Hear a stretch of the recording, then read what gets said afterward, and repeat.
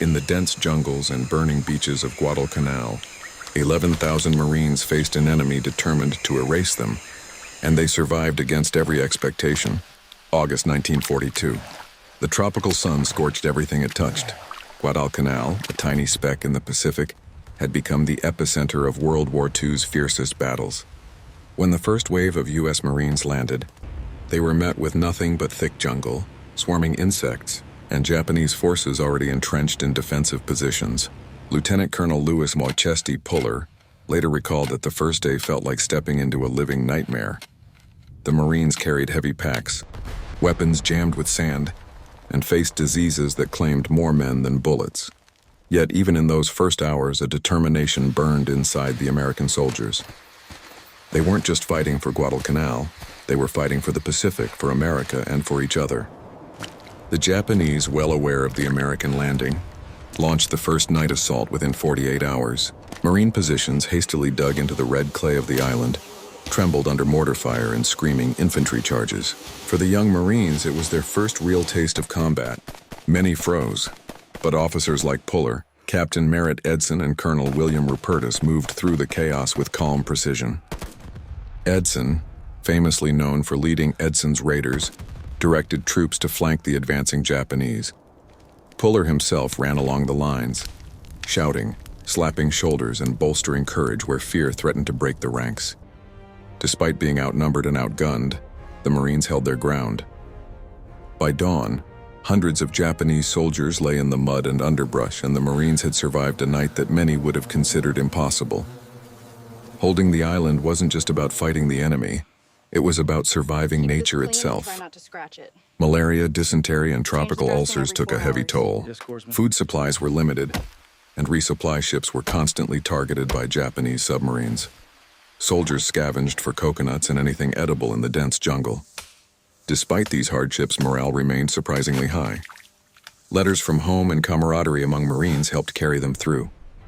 Puller and his men adapted, using guerrilla tactics, booby traps, and intimate knowledge of the terrain to turn the island into a trap for Japanese troops attempting to advance. The U.S. Marines' ability to endure hunger, disease, and relentless combat became legendary, earning them the respect of allies and fear from the enemy. Guadalcanal was not just fought on land. Control of the skies and sea was critical. The Japanese relied on air superiority from nearby islands to harass American positions.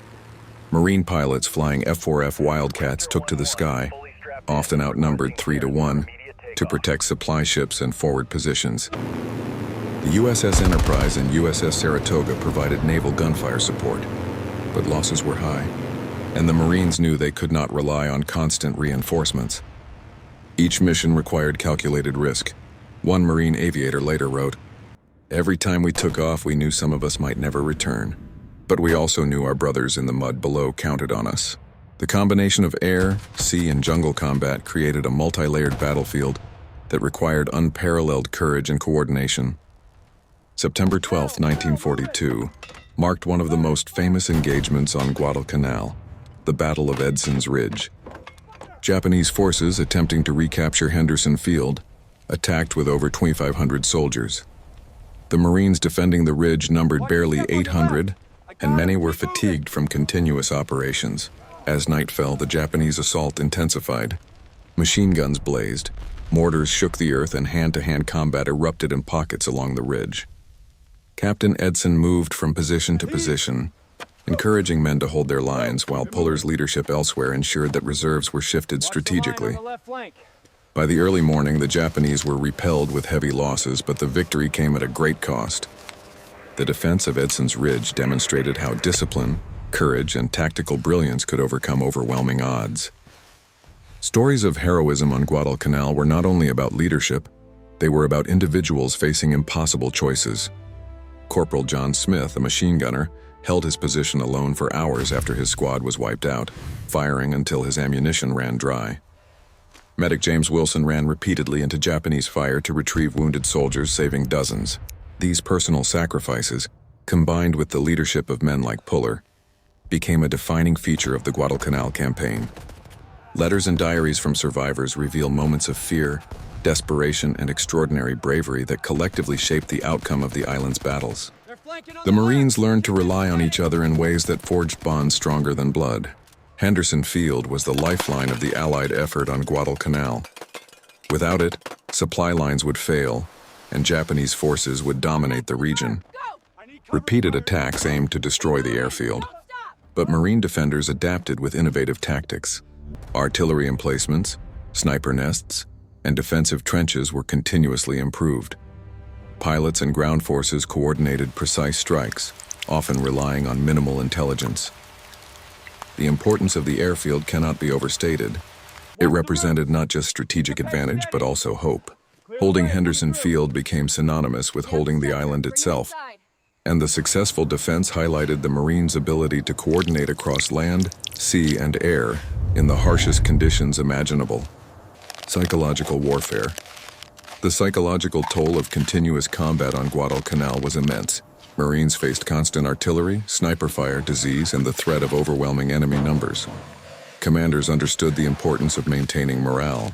Chesty Puller and other leaders frequently visited front lines, sharing cigarettes, rations, and encouragement.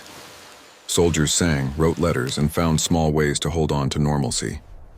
The Japanese, aware of American resilience, often hesitated in their attacks, sometimes retreating under the perception of stronger resistance. The mental endurance of Marines became as crucial as physical endurance, proving that victory was as much about mindset as firepower. Turning the tide by late 1942, the combination of fierce Marine defense, naval superiority, and air cover began to turn the tide on Guadalcanal. Japanese forces suffered catastrophic losses, both in personnel and morale. Reinforcements from the U.S. began arriving consistently, and the island slowly shifted from a desperate defensive position to a platform for offensive operations. The lessons learned, improvisation, jungle warfare, integration of air and naval support, and extraordinary leadership, became foundational for later Pacific campaigns. Guadalcanal was no longer just an island. Legacy of Guadalcanal. When the campaign concluded in early 1943, over 11,000 Marines had fought under conditions many believed insurmountable. Their success was a combination of leadership, courage, individual heroism, and unbreakable camaraderie. Figures like Chesty Puller became legends not just for awards, but for demonstrating that ordinary men, guided by exceptional leadership, could survive and dominate in hellish conditions. Guadalcanal set the stage for the U.S. advance across the Pacific, proving that determination, tactical brilliance, and the human spirit could overcome even the most formidable obstacles. The island remains a testament to what is possible when courage meets purpose.